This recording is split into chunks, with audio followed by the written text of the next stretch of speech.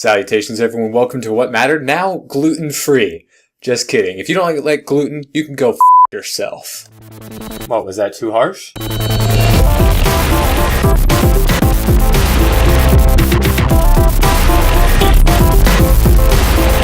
We have a lot of news about Netflix's upcoming Daredevil TV show, where Drew Goddard has stepped down as the director and is going to be replaced by Stephen DeKnight.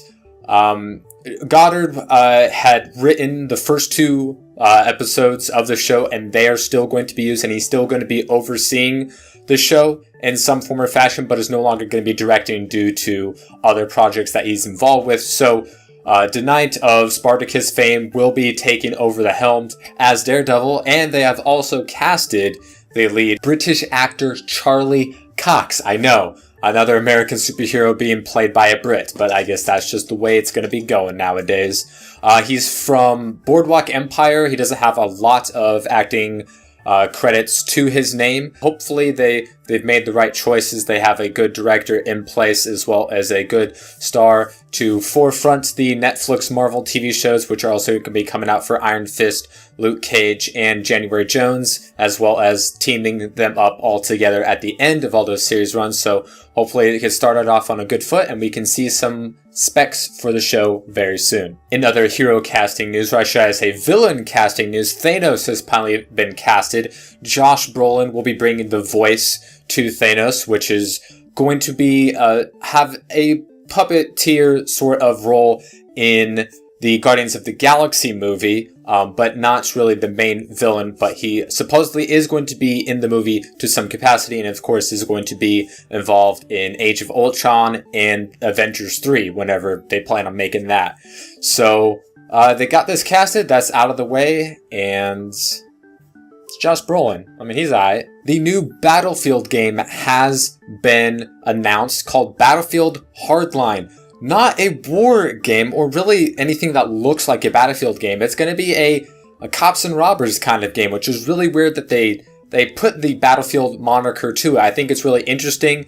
They haven't shown a lot. They're going to have their big reveal at E3 on the 9th, so we'll be able to, really get some gameplay footage and more than just screenshots and a couple of leaked images. But, overall, it looks the weapons look like Battlefield. Some of the customization looks very Battlefield-y. But as far as the limited amount of screenshots and stuff we've seen, it seems very, very, very different. So it's really interesting to me that they are attaching this to the Battlefield franchise. It's not going to be handled by DICE for the first time in, I think, ever, or at least a long time. It's going to be Visceral Games handling this one, so we don't have to worry about DICE being overloaded by their workload. They did say that Battlefield wasn't going to be a yearly franchise thing, but all of a sudden, we have 2 Battlefields in 2 years, so this is contradicting earlier statements. We still have no word on, if a Battlefield 5 is going to be coming out next year or the year after that. So this one just came at us as a big surprise. It has Battlefield attached to it, but it's got cops and bad guys. It could be interesting. I mean, people have gotten taste of things that they might have wanted from this sort of situation, from like Payday or Payday 2 or Grand Theft Auto, where they just really haven't captured that type of, intensity and core gameplay mechanics that would make that type of situation really fun and addicting. So hopefully, Battlefield Hardline will be the answer to that many gamers have, kind of been wanting, but really haven't been able to be fully satisfied from, past other games trying to tackle this sort of subject matter. It seems like it's going to be much broader than those type of games, maybe bigger maps. It's going to have a story mode. It's not just going to be multiplayer. So it'll be really interesting to see what we hear out of this reveal in E3 as well as many other games. But this one especially, since it's totally brand new and completely different from what we've seen from a Battlefield game. Minecraft's Halo mashup pack dropped a few days ago, dropping 40 new skins, which I believe is the most from any skin pack or mashup pack to date, as well as a bunch of pre-created worlds modeled after famous multiplayer maps from the Halo franchise, such as Valhalla and Blood Gulch and a few others. Only cost a few bucks, so if you're a big Halo fan or a big Minecraft fan, you just buy everything. I'm sure this is going to make them tons of more money, of course, and if you're on PC, you can get it for free because the PC guys just won't let people stop forgetting that because Master Race and all that. But it looks cool. It's a lot of skins. It's more maps than what we got from the Skyrim or the Mass Effect mashup pack. And, it's really cool. Nintendo announced that they are preparing an affiliate program for YouTubers and Let's Players to be able to gain some of the ads from their videos that play Nintendo games. They've been really infamous in the past about taking down videos and, copywritings and taking all the revenues from those type of videos, which is a really, really bad move because it just stifles the amount of free press that your games are getting. And, some directors have problems with like cutscenes and stuff, which really isn't that big of a deal, especially for, the more popular YouTubers that are going to get you all those views and free advertising.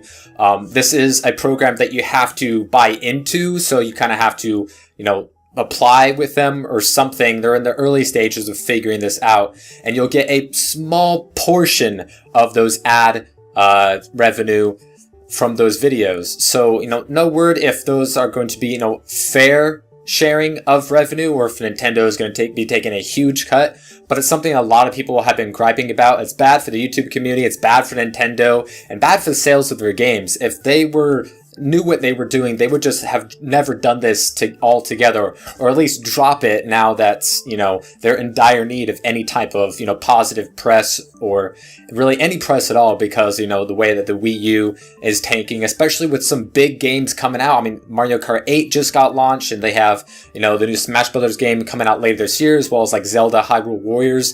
It's something that they really need to figure out, especially for, the bigger guys that would play these types of games. So, I mean, it's a small step forward. Hopefully they'll be taking further steps outside of this, but this looks like this might be the best news we're going to get from this story. The PlayStation Plus model has been revamped in that they have a new structure on what they're going to be giving PlayStation Plus subscribers every month. They're getting 2 PlayStation 4 games, 2 PlayStation 3 games, and 2 Vita games every month, and that's not going to change. I think this is a pretty good move to keep things consistent, get 2 games on current gen platforms, which is great. I think this is a rebuttal to Xbox Live Games for Gold, which I mentioned a couple months ago, that already announced their June lineup, with Max Brotherhood and Spartan Assault being able to be for free on the Xbox One, and that's 2 current gen games right there for the first time. And PlayStation 4 is like, you're not gonna win. We're just gonna keep out the structure and give support across all of our platforms, which I think is really smart and to be expected from a service that has shown, a long track record of success. So for their June lineup, PlayStation 4 users are going to get Pixel Junk Shooters Ultimate and Trine 2 for free. For PlayStation 3 users, you're getting NBA 2K14, as well as Sly Cooper, Thieves in Time, and Vita users are going to be getting Terraria and Mud something for free. Mud Mutants? Something like that. Anyway, good strong lineup. So as Xbox Live's June Games for Gold. Hopefully that keeps up. And, competition. It's a great thing, isn't it? Bethesda announced a brand new free-to-play PC game that will be hitting beta next year called Battlecry. It is a warring factions type of world that is void of gunpowder. So there's going to be, swords and bow and arrows and all types of cool looking stuff. They dropped the first trailer for it. There's going to be some hands-on at E3, and it looks pretty good. It is not a MOBA from what, many people have been releasing over the last couple of years, and what we've seen from the trailer. Many people think, oh, this is a MOBA. It is not a MOBA. It's a multiplayer action combat game. So it's a MACG. So that'll catch on. So, I think this is a good step forward. A lot of people have been really throwing all of their ducks in a row to get a MOBA game out. And, those are really popular and yada, yada, yada. But I don't really see the appeal of those types of games, especially, this just the same ones that keep getting churning out over and over again just to try to latch on to this, big pony ride that is the MOBA game that just keeps getting bigger and bigger. But I think,